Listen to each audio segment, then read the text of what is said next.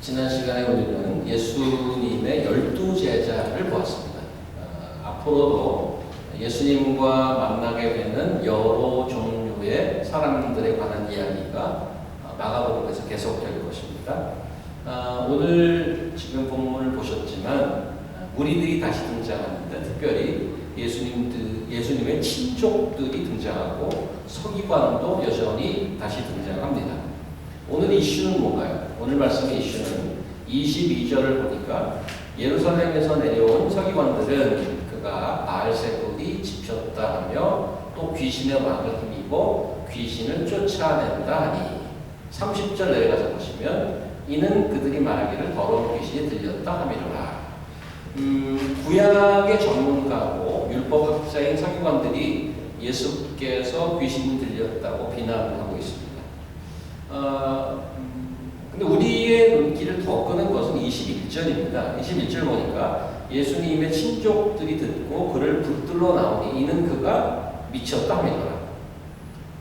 바리새인들을 비롯해서 수도권을 중심으로 득세하고 있던 종교 지도자들 또 서기관들은 늘 예수님 반대편에 서서 계속 부딪혀 왔기 때문에 그렇다 쳐도 예수님의 가족들 반응마저 이들 종교인과 다르지 않다는 데에 우리의 놀라움이 있는 것입니다. 예수님을 미친 사람 취급하는 거죠. 예수를 그렇게 보는 이유는 두 그룹이 조금 다릅니다. 친족들은 예수님이 대중활동하는 것 자체를 마음에 들어하지 않습니다.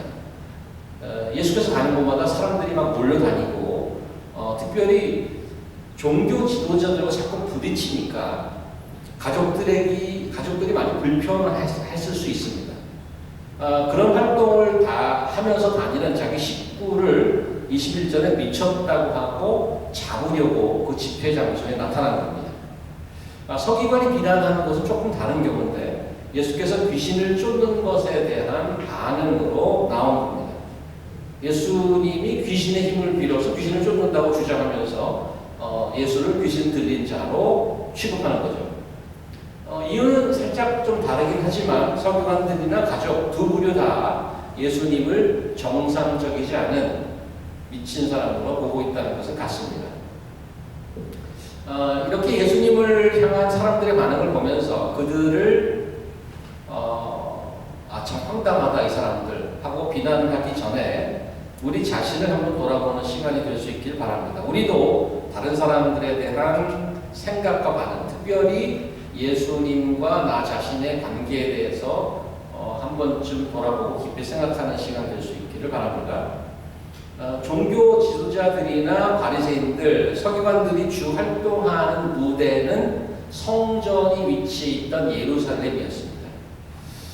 여의도가 우리나라 국회의원들의 활동 무대인 것과 마찬가지죠. 예수께서 활동하던 북부 갈릴리 지방과 이들이 활동하던 예루살렘은 거리가 어느 정도 될 것 같습니까? 여러분들 지난주 혹시 그 지도 있나요? 없나요? 역시 그때 딜리트 해보시기 때문에 이스라엘이 아래 위 남북으로 좀 돼 있어요. 위에 갈릴리가 있고 밑에 쭉 우리 이스라엘은 이제 다녀오셨기 때문에 현지는 요단강으로 쭉 연결돼 있고 밑에 사해가 있고 예루살렘 사해 왼쪽으로 서부 쪽으로 조금 쳐져서 있죠. 그 예루살렘이 서기관들이나 바리새인들이 지금 활동 무대고 예수님은 저 북쪽이에요. 우리나라로 지금 함경북도 좀 되겠는데 그 북쪽에 갈릴리 호숫가를 근처로 가보나움이라든가 무슨 데가폴리라든가 이런 데서 활동을 하셨단 말이죠. 그 거리가 한 얼마쯤 될까? 저도 궁금해서 제가 구글을 찍어봤어요. 그랬더니 그 옛날이나 요즘이나 거리는 변하지 않았을 테니까 155km가 나오더라고요. 요즘 생각보다 많이 멀진 않지만 요즘 자동차로 가면 한 2시간 정도 걸릴 거예요. 2시간 정도. 부지런히 가면.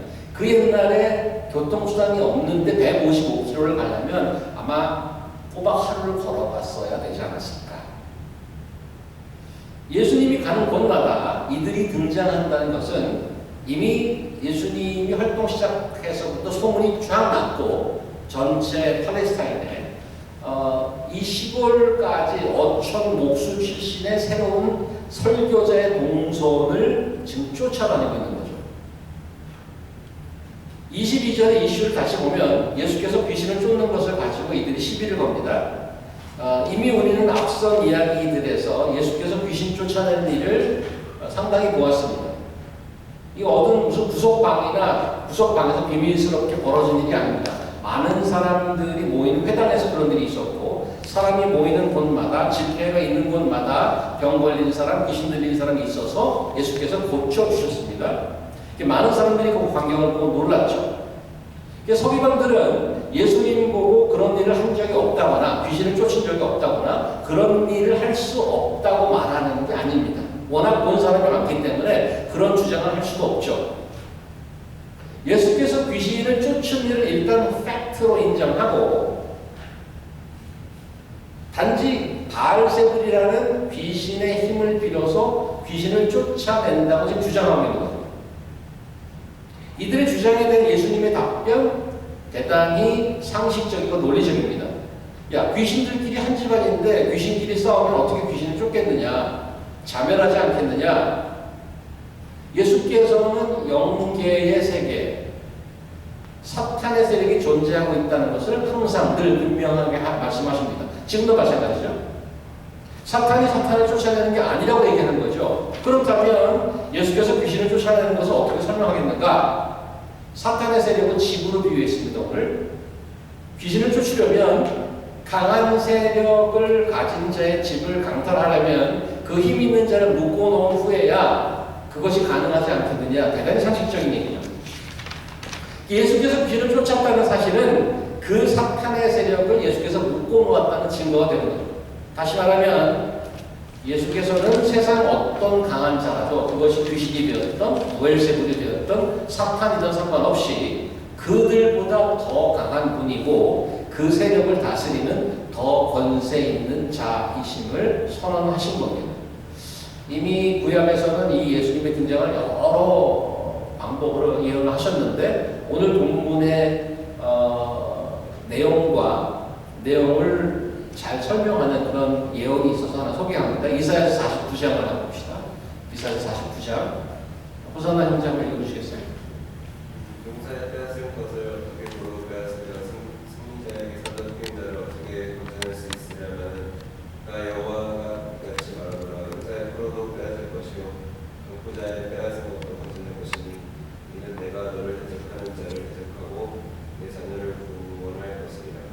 내가 너를 학대하는 자로 자기의 고기를 먹게 하며 세술의 시험같이 자기 피로 자기 피에 취하게 하느니 모든 육체가 나 여호와는 내 구원자여 내 구속자여 야곱의 생명자인 줄 알아요. 이사야 당시의 컨텍스트를 보면 이스라엘은 많은 외적들에게 침입을 당했습니다. 그래서 다른 군대에 밟히고 잡혀가거나 그랬단 말이죠. 그래서 용사가 잡아가면 아무도 그것을 빼앗아 올지 못할 것 같지만 나 여호와는 그들보다 더 힘이 있어서 그들을 치고 구원해내겠다고 말씀하시는 거예요.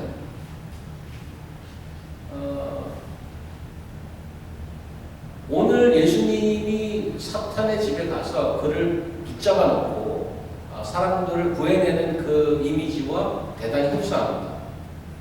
신약에 가면 오늘 마가복음에 보면 예수님께서 대중 앞에 서시기 전에 퍼블릭 미니스트를 하기 전에 그 전에 하셨던 일이 있는데 혹시 기억하시나요? 대중 앞에서 설교하거나 뭐 고치거나 하기 전에 한 사건이 있었는데 어떤 일인가요? 40일 동안 어디? 광야에 가서 사탄의 시험을 받으셨다고 되어 있는데 마가복음 1장을 한번 봐보시겠어요?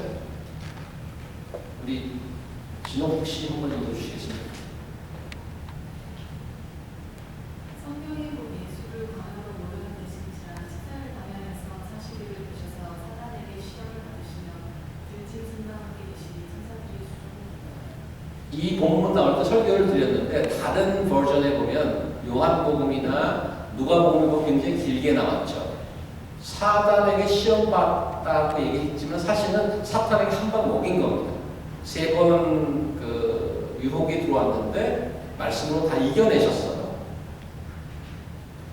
선전포고를 한 거지만 권세 있는 자로 사탄을 굴복시킨 사건입니다. 물론 40일은 과거에 구약 시절 이스라엘이 실패했던, 광야에서 실패했던 그 40년을 상징하는 것입니다. 이스라엘은 실패했지만 하나님의 아들 뉴 이스라엘, 예수님은 그들을 지켜내고 강한 자를 붙잡고 그들을 구원해내리라는 신호탄을 쏘은 거죠. 그리고 예수께서 퍼블릭 미니스트리, 공생애를 시작하면서 마가복음에서 가장 먼저 행했던 기적을 기억하시나요? 어떤 기적을 행하셨는지. 요한복음에서는 가나의 혼인잔치에서 물을 포도주로 만든 것이 첫 번째 기적이었는데, 마가복음에 기록된 것은 처음 집회 장소가 회당이었어요. 가버나움 회당. 그때 예수께서 가르쳤더니 사람들이 와, 권세 있는 가르침이다. 바리새인들이나 서기관들 같지 않다. It sounds like a teaching with authority. powerful. 놀랬다. 근데 그때 갑자기 누가 벌떡 일어나서 나는 당신이 누군지 압니다. 귀신 들린 자가 일어난 거죠. 그래서 귀신을 쫓았던 것이 첫 번째 기적이었어요. 그래서 오늘 본문의 내용과 비교하면 오늘 본문의 내용이 이렇게 했어요. 귀신 쫓은 거 귀신의 힘을 빌어서 귀신 쫓은 거 아니야? 아니지. 내가 귀신의 왕을 딱 붙잡고 결박해놓고 그 다음에 구해낸 거야 라고 지금 얘기한 겁니다. 그렇게 하셨어요. 그렇죠. 시작할 때부터 광야에 나가서 사탄을 한 방 먹이고, 시작할 때부터 귀신 나오고 귀신을 쫓아내고, 그러고 나서 그의 백성을 구해냈단 말이죠. 예수께서는 이 기가 막힌 서기관들의 황당한 주장에 대해서 그저 그렇다고 설명하는 것에 그치지 않았고, 아마 성경에서 기록된 것 중 제가 보기엔 가장 수위가 센 경고가 아닐까 생각했는데 28절, 29절 보시면 이렇게 되어 있습니다. 내가 진실로 너에게 이르노니 사람의 모든 죄와 모든 모독하는 이는 사함을 얻되, 어떤 죄도 용서할 수 있다고 그래요. Generous God. 그런데 누구든지 성령을 모독하는 자는 영원히 사하심을 얻지 못하고 영원한 죄가 되느니라. 한 가지 도저히 용서받지 못할 죄가 있는데 성령을 모독하는 죄라고 얘기하는데, 오늘 이 서기관들이 하는 그런 소리가 성령을 모독하는 죄라고 경고하는 것입니다. 그 용서 못할 죄를 너희들 짓고 있는 거야. 그것이 왜 그렇게 심각한 죄가 될까요? 서기관들이 가장 심각하게 잘못한 것은 뭔가 하면 예수 그리스도의 권세와 능력의 그 소스를 부인하는 겁니다. 예수께서 귀신 쫓은 사실을 인정했어요. 그런데 그의 능력이 하나님께서 온 것이 아니고 귀신에게서 왔다고 하는 거죠. 저는 이 본문 보면서 정말 대단한 발상이라는 생각을 했어요. 이게 여러 사람들이 봤기 때문에 야, 쟤 귀신 못 쫓아, 귀신 쫓은 거 아니야 라고 얘기를 못해요. 본 사람이 너무 많아. 그런데 저거 귀신의 힘으로 쫓은 거야? 이렇게 얘기하는 거예요 지금. 주이시들, 여러분은 뭐 주변에 일하는 분 중에 주이시들 많이 있는데 뉴욕에 많지 않습니까? 굉장히 스마트한 분들 많아요. 좋은 분들도 많이 있는데 참 똑똑하다, 대단한 발상이다라는 생각이 들었어요. 저는. 여기서 우리는 아주 중요한 사실 하나를 발견할 수 있는데, 우리 믿음이라는 것, 우리 믿음이라는 것은 증거의 결과로 생기는 것은 아니더라.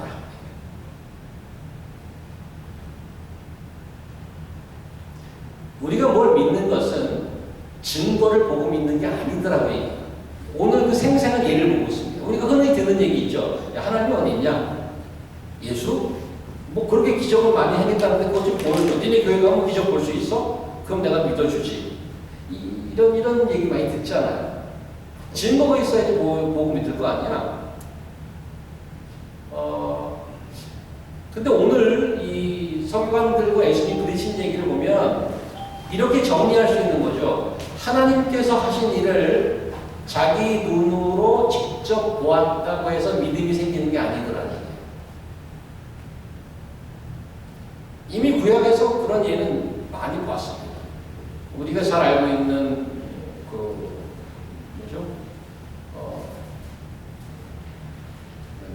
제목이 있는 생각이 안 나요. 모세 이야기 있잖아요. 프린스 오브 이집트인가요? 그 만화 영화도 나오잖아요. 거기 열재앙이 나와요. 개구리도 나오고 메뚜기도 나오고 막 열재앙을 온 국민이 다 경험했어요.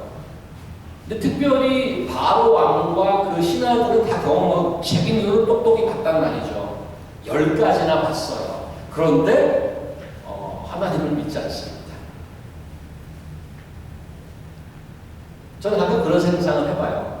교통 맨하탄 엄청 막히잖아요. 특별히 홀랜터널, 우리 집 앞 홀랜터널인데 거기 잘못 들어가면 집이 아픈데 집에 못 가요. 거기 30분 더 있어야 돼. 홀랜터널 들어갈 때 하도 많아. GW 브리지, 그 다음에 링컨 터널, 2시간 쉽지, 우습죠, 거기. 잘못 막힌다. 잘못 들어간다. 그래서, 월요일날 아침 7시에 맨하탄의 허슨 강이 한번 쫙 갈라지면 어떨까? 사람들이 걸어서 가는 거. 현대판 모세가 나타났다. 맨하탄 월요일 아침 10시면 강이 갈라져. 전부 교회를 오시오. 이 하나님께서 하셨어. 그렇게 가르면 여기 맨하탄의 모든 교회 꽉 찰까요? 우리 교회가 차지 않을까? 제가 가서 여러분들 월요일날 56가나 나오세요. 강이 갈라집니다. 톨 내실 필요 없어. 그냥 걸어가도 돼. 자전거 타고 가도 돼. 아멘. 예수를 믿어야 되겠다. 그럴까요?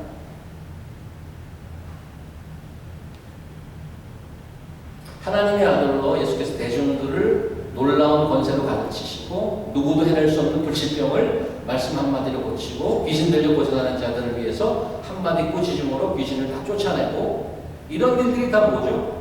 하나님께서 살아계시고 하나님 나라가 도래했다는 증거로 보여주신 겁니다. 그런데 그렇게 증거가 다 있다고 해서 믿지 않더란 얘기죠. 믿지 않더라.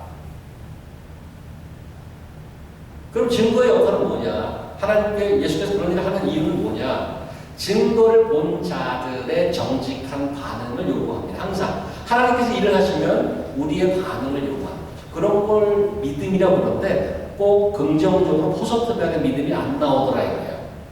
그 부분을 조금 생각해 보셔야 될 거예요. 오늘 성경은 예수님과 그분이 하신 일을 두고 하나님께서 하신 일을 두고 영화 보듯이 팔짱 끼고 구경하는 옵션을 허락하지 않습니다. 재밌었는데 very interesting. 그리고 아무 일도 없었다는 듯이 자기 가름을 가도록 남겨두지 않습니다. 하나님이 우리를 대하실 때 항상 반응을 요구하십니다. 그래서 어떻게 하라고? 반응. 하나님의 일을 보고 믿는 자들이 있고 아무리 놀라운 기적과 치유와 사건이 벌어져도 절대 믿지 않는 자들이 있습니다. 이 자리에 여러분은 어떠냐고? 내 앞에서 맨하탄 허스를 입어 갈라지면 당연히 믿죠. 그걸 어떻게 안 믿을 수 있어요? 안 믿는 경우를 제가 보여드렸잖아요. 10가지 기적을 봐도 안 믿는다니까? 그럼 우리는 혹시 믿을까? 그런 일들이 나에게 벌어지면 나는 주여 다 치우고 그냥 디자이너 무슨 은행 박사 다 치우고 저 신학교 갈래요. 이러실까요 여러분들이?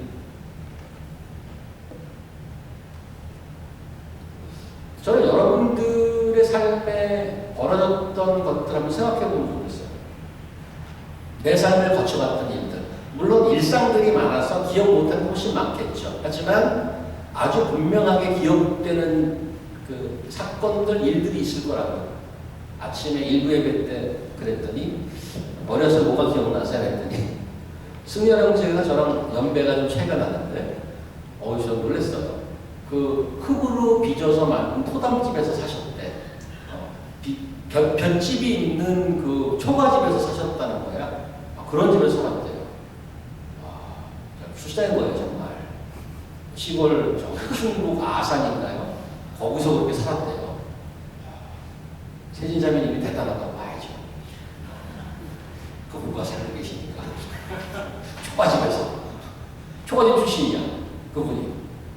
근데 이제 우리 에스더 자매님을 물어봤더니 에스더 자매님은 아파트 단지가 생각난대.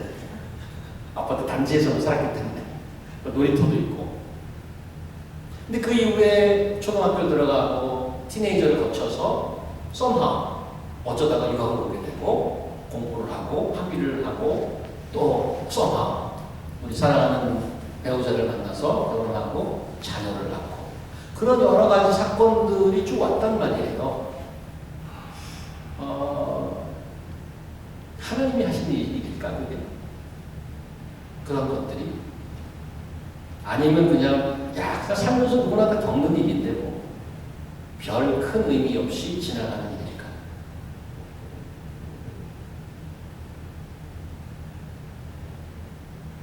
하나님의 일이라면 나는 어떻게 반응했어야 되는가? 하나님의 의도 없이 벌어지는 일이 사실은 없죠. 나는 그런 것들을 어떻게 생각하고 지나갔을까? 그냥 운이지 뭐. 좋은 일이 있으면 운 좋네.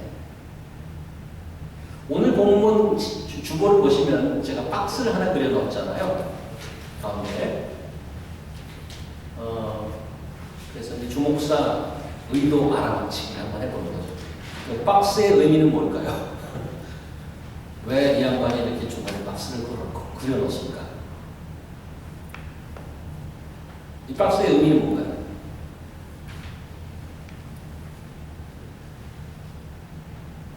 박스 안에 스토리는 지금 보고 있듯이 서기관들의 주장과 예수님의 반박이 나오는 그 얘기잖아요. 근데 왜 박스로 쳐놨냐 이거야? 박스 바깥에 있는 얘기는 뭔데? 박스 바깥에 있는 얘기는 다른 얘기예요. 그죠? 오늘 메인 등장인물을 하면 예수님의 가족들이 등장하고 그 다음에 서기관들이 등장한단 말이에요. 예수님과 대했던 그 두 그룹이. 그런데 박스 바깥에 있는 그 이야기가 아래 위로 붙어 있어요. 떨어져 있다는 말이에요. 마치 샌드위치 같이. 이건 히브리 문학에서 자주 등장하는 샌드위치, 우리나라 기승전결이라는 그런 표현 방법이 있잖아요. 근데 히브리 문학에서는 어떤 사건을 가운데 놓고 양쪽 수미를 같은 이야기를 쌓는 경우가 있어요. 지금 오늘 같은 패턴입니다. 이야기는 대단히 의도성이 있어요. 박스를 빼내서 제일 앞으로 붙이던가 제일 뒤로 붙이면 사건 A, 사건 B에서 그냥 잘 스무스하게 갈 수 있어요. 그렇게 안 하는 거죠, 사실은. 성령님께서 마가를 통해서 말씀을 기록하게 하면서 그 박스 안에 있는 그 이야기를 중간에 끼워 넣은 거란 말이죠. 그 의도가 뭘까를 찾아내야 돼요. 무슨 메시지를 전하고 싶어서 이렇게 중간에 끼워 넣었을까요? 오늘 본문을 이해하는 키예요, 사실. 그래서 말씀을 보면서 이 말씀의 구조가 메시지인 경우가 참 많습니다. 이런 구조를 만든 이유는 거기에 메시지를 담고 싶어 하기 때문에 이런 구조를 만드는 겁니다. 마가의 의도는 무엇일까? 이 두 가지 이야기는 어떤 관련성이 있을까? 예수님을 찾아온 가족들 이야기, 그 다음에 귀신의 힘을 빌어서 귀신을 쫓아냈다고 얘기하는 서기관의 이야기, 이 두 이야기에 무슨 관련성이 있을까를 찾아봐야 되는 거죠. 어떤 관련성이 있을까? 그래서 좀 같이 들어가 보죠. 서기관들의 주장에 대해서 예수께서 설명하실 때 강한 자의 집을 비유로 들었잖아요. 귀신을 쫓는 것을 그 집 세간을 강탈하는 것을 비유했습니다. 27절을 보면 이렇게 되어 있어요. 사람이 먼저 강한 자를 결박하지 않고는 그 강한 자의 집에 들어가 세간을 강탈하지 못하니 결박한 후에야 그 집을 강탈하리라. 결박한다는 표현을 두 번 썼습니다. 결박한다. 묶어놓은 거죠.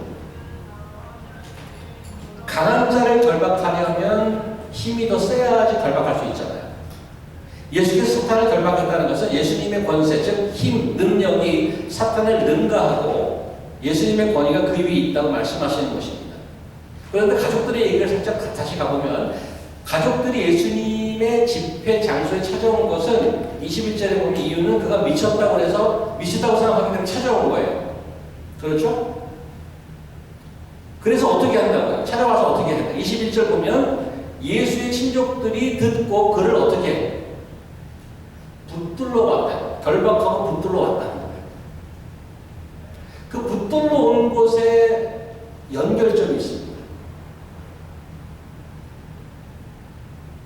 사냥하듯 잡으러 온 거죠. 잡으러 온 자는 항상 스스로 위에 있다고 믿는 자입니다. 경찰이 범인을 잡으러 다니죠. 사람들이 동물을 잡으러 사냥하러 다닙니다. 학교에서도 힘센 녀석들이 약한 아이들을 잡습니다.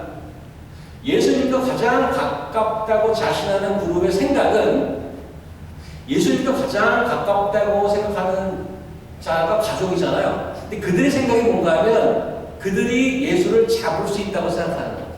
그게 위험한 거죠. 예수님은 잡히는 분이 아니에요.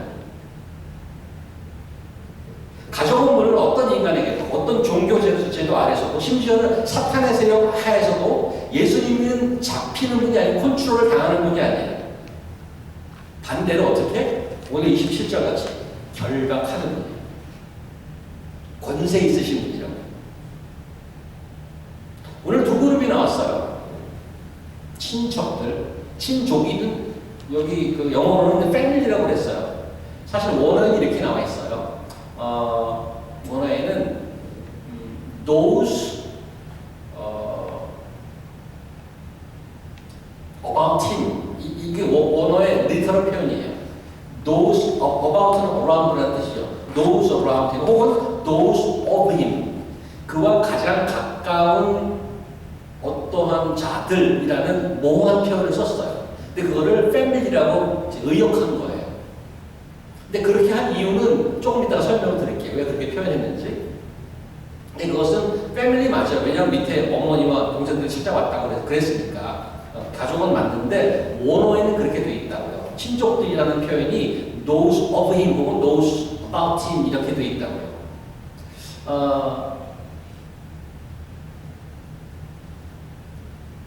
자, 서기관들이 예수께서 귀신을 쫓는 것을 보고 귀신의 힘을 빌어서 귀신을 쫓았다고 주장했는데 그 배경이나 의도는 뭘 것 같아요? 왜 그 예수님의 귀신 쫓는 거를 다 자기 눈으로 봤겠죠. 소문도 들었고. 그건 부인하지 못해요. 근데 왜 귀신의 힘을 쫓아서 그 귀신을 쫓았다고 얘기하느냐? 왜 그런 식으로 몰고 가냐고, 사건을. 왜 그랬을까는 거죠. 뭐, 쉬운 짐작은, 예수님의 그런 능력을 인정하고 싶어 하지 않는 거죠. 그러니까 뭐 하나 미국 남이 있다고 예수님이 그렇게 하고 파필로하게 사람들에게 인정받고 그런 게 싫은 거예요. 근데 더 깊이 들어가면 이런 겁니다. 예수님의 능력이 하나님의 능력임을 인정하면 하나님을 믿는 지도자들이잖아요. 이 사람. 자기들 하나님 믿는 자들이라면서 그 하나님을 믿는 지도자들은 당연히 예수님께 무릎을 꿇어야 돼요. 예수님의 능력을 귀신에서 샀다는 것은 그것을 인정하고 싶지 않은 거죠. 그렇게 하고 싶지 않은 거란 말이에요. 많은 사람들 앞에서 행해진 예수님의 능력이라는 팩트는 인정하지만 그 능력의 오리진을 부정함으로써 그의 권세 안에 들어가지 않겠다는 거죠. 그게 싫은 거예요. 구약에 통달했습니다. 모든 율법을 지키더라고 일주일에 2번 금식하고 11조 내고 사람들을 가르치던 이들입니다. 이들이 원하는 게 도대체 뭘까요? 이들이 하나님을 믿는 자들 맞나요? 그 하나님의 능력으로 하나님이 하신 일을 드러냈는데 그것이 뭐 귀신의 힘으로 쫓은 거 아니야? 이렇게 얘기하죠. 제가 아까 여러분들에게 거쳐갔던 사건들을 물어봤던 이유는 여기에 있습니다. 내게 많은 일들이 있습니다. 대부분 기억 못하지만 또 어떤 일들은 내 힘으로 도저히 계획하지 않았고 생각하지 않았던 일들이 벌어집니다. 뭐 여러 가지 경우가 있겠죠. 여러 가지 가능성을 보였죠. 야, 정말 운도 좋다. 잘 풀렸네. 이렇게 생각할 수 있어요. 아니면 뭔가 있는데 뭔가 도움의 손길이 있는 것 같다. 하나님이 간섭하시는 것 같다. 우리 식으로 표현해요. 그리고 그냥 넘어가겠느냐. 31절 이야기 말기를 보시면 예수께서 집에서 안 나오니까 가족들이 사람을 보내서 예수를 불러냅니다. 31절 제식으로 표현하면 이렇죠. 선생님 바깥에 누가 찾아왔습니다. 누가? 선생님 식구들인데요. 선생님 어머니와 동생들이 다 와 있어요. 나가보셔야겠어요. 이렇게 얘기하잖아요. 34절 예수님께서 이렇게 답하시죠. 34, 35절 여러분과 제가 함께 있습니다. 30절, 35절 시작. 둘러앉은 자들을 보시며 이르시되 내 어머니와 내 동생들이구나. 누구든지 하나님의 뜻대로 행하는 자가 내 형제요 자매요 어머니이니라. 오늘 본문에서 제가 지난주까지 제목을 강한 자라고 했는데 눈썰미가 좀 있는 분들은 제목이 바뀐 것을 알고 있습니다. 진정한 가족이라고 제목을 바꿨어요. 왜냐하면 이쪽 내용이 더 가까운 것 같아서 제가 이제 제목을 바꿨는데 예수께서는 오늘 본문을 통해서 진정한 가족이란 누구인지를 새롭게 정의합니다. 새롭게. 오늘 지금 읽은 34절, 35절에 진정한 가족이 누구인가에 대한 답을 주는데 두 가지 엘리멘트가 있어요. 두 가지. 첫 번째는 뭔가 하면 누가 그러면은 진정한 하나님의 가족이고 예수님의 가족인가? 34절이겠네. 둘러앉은 자들을 보시며 이르시되 이렇게 얘기해요. 둘러앉은 자들. 지금 제가 여기 만약에 예수님의 역할을 한다는 선다면 이렇게 아이들이 이렇게 둘러앉을 수 있잖아요. 이렇게. 이 둘러앉을 보면서 말씀하는 거예요. 누가 내 어머니와 둘러앉은 분이 내 어머니와 내 동생들을 보라 이렇게 했어요. 이 둘러앉은 자들이 새로운 의미의 가족인 거예요. 두 번째, 누구든지 하나님의 뜻대로 행하는 자, 하나님의 뜻대로 행하는 자가 또 가족인 거예요. 첫 번째, 예수님을 중심으로 해서 둘러앉은 자가 내 형제요, 내 가족이야. 두 번째는 그 뜻을, 예수님의 말씀을 듣고 하나님의 뜻을 행하는 자가 가족이야. 그게 누구예요? 목사인가요? 집사인가요? 지도자들인가요? 아니요. 여기 보니까 누구든지. 우리의 학력, 생김새, 배경, 현재의 성적 다 필요 없어요. 누구든지 예수를 중심으로 둘러앉기를 기뻐하는 자. 그 말씀을 듣고 그 뜻대로 행하기를 원하는 자가 새로운 의미의 가족이에요.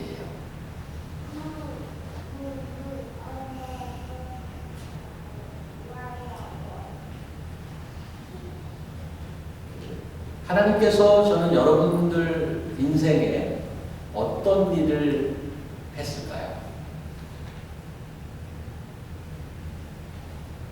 100m를 5초에 뛰게 하시면 믿으시겠나요, 여러분?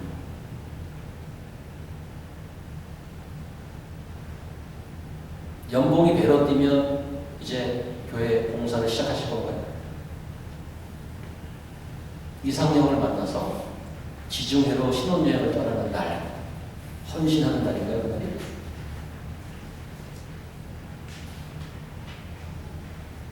내가 힘들어하면, 부르기만 하면 예수님이 나타나주면 그런 예수님은 믿으시겠나요?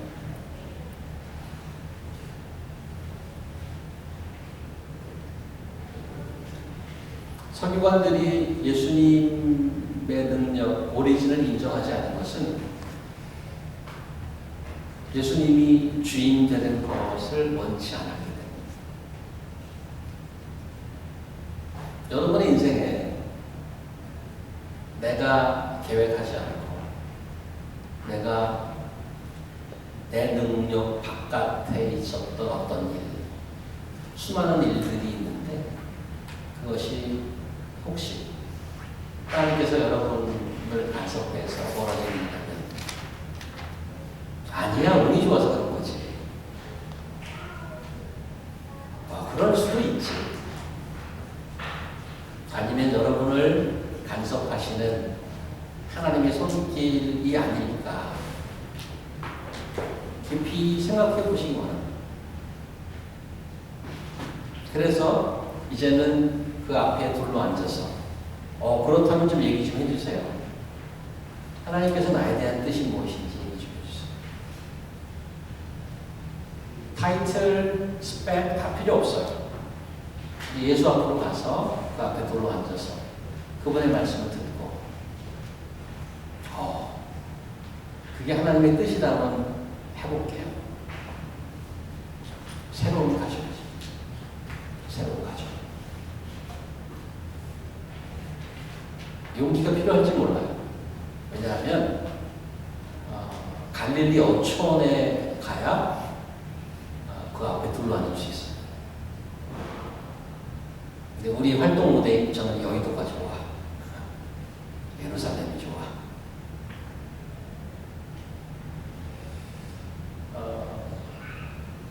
앞으로 예수님과 대하는 많은 무리의 그룹들이 나올 것입니다. 그런 그룹들을 만나보면서 나와 얼마나 같은지, 나와 얼마나 다른지를 한번 생각해 보시기 바랍니다.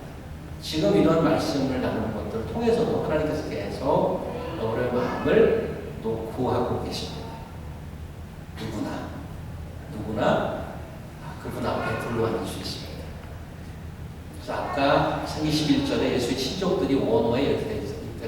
Those of him 혹은 those around him, 제일 가까운 자들입니다.